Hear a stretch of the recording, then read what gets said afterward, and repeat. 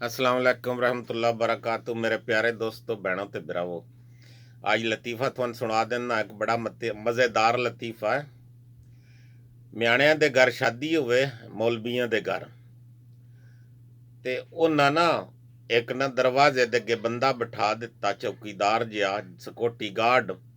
उन आख्या उन्हां कि सारे अपने बिलादरी दे जेड़े नां दस्सन ना, ते उन्हां तो पुछ के अंदर वड़न दई, ते होर कोई आ जेड़े फकीर वाड़े हुंदे न, मिरासी वाड़े हुंदे न, जां इन्हां न वड़न दई। ਹੁਣ ਉਹ ਆਇਆ, ਬੰਦੇ ਵੜਨ ਲੱਗ ਪਏ। ਵਿੱਕੀ ਨਾਂ ਦੱਸਿਆ ਕਿ ਮੇਰਾ ਨਾਂ ਰਹਿਮਾਨ ਹੈ। ਦੂਏ ਨਾਂ ਦੱਸਿਆ ਕੌਸਰ ਹੈ। ਤੀਏ ਨਾਂ ਦੱਸਿਆ ਮੇਰਾ ਨਾਂ ਯੂਨਸ ਹੈ। ਚੌਥੇ ਦੱਸਿਆ ਮੇਰਾ ਨਾਂ ਯਾਸੀਨ ਹੈ।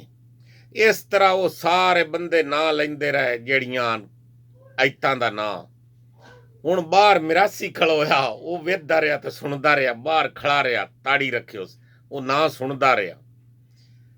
क्या किस्सा उन अंदर वड़ने दी और काई ना दवा लगी। वो सोचिया ये न मैं ना लेंदा इस चौकीदार नूं ते मैनूं वड़न देसी। वो गेरे हुआ ते नेड़े ते वड़न लगा, ते उस अगों आखे कौन है ते की ना आई। उस आख्या मेरे ना कुरान मजीद है।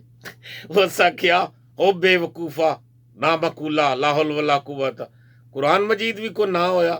उस आख्या कर्म वालिया मेरा केड़ा गुनाह, सूरतां सारियां अंदर वड़ गईयां, पिछे कुरान ही रह गया। वो मेहनत ने पढ़ाते। उस ये आखिया कोई यासीन बढ़ गया, कोई नूर बढ़ गया, कोई कौसर बढ़ गया, कोई रहमान बढ़ गया, ते हुण होवे ना ते आखा कुरान मजीद ही बाहर रह गया, इनू भी पढ़न दे।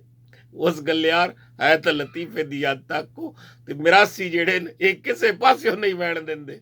उस मिरासी हुण भी आखिया कि वो तो सूरतां अंदर वड़ गईयां, ते पिछे कुरान ही रह गया, उन भी पढ़न दे, कुछ उन भी खाउण दे। उस गल्ले यार प्यारे दोस्तों, मिरासी किदाइयों भी नहीं वैण देंदे। मिरासी बड़े गवेड़ी ते हुंदे न, होशियार हुंदे न। अल्लाह ताला तुहानू खुश रखे, ते शेयर भी करिया। हमेशा फुल्लां दी तरह मुस्करांदे रहो, ते अल्लाह हाफिज़।